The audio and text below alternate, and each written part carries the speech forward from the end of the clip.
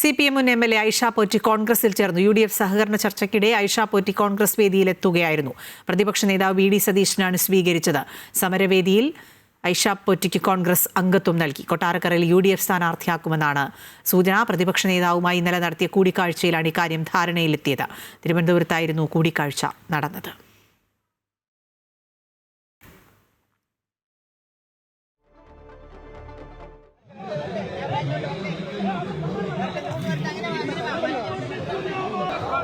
Party CPM അവഗണിച്ചു എന്നുള്ള ആരോപണം കൂടി ഐഷ പോറ്റി ശക്തമായി ഉന്നയിക്കുകയാണ്. ഒന്നും അധികാരം മോഹിച്ചല്ല താൻ ഈ കോൺഗ്രസിലേക്ക് എത്തിയത് എന്നുകൂടി കോൺഗ്രസിൻ്റെ രാപകൽ സമരവേദിയിലെത്തിക്കൊണ്ട് ഐഷ പോറ്റി പറഞ്ഞു.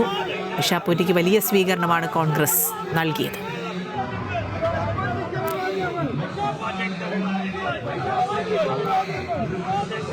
മൂന്ന് തവണ CPM പ്രതിനിധീകരിച്ച് നിയമസഭയിലെത്തിയ MLA ആയിരുന്നു ഐഷ പോറ്റി.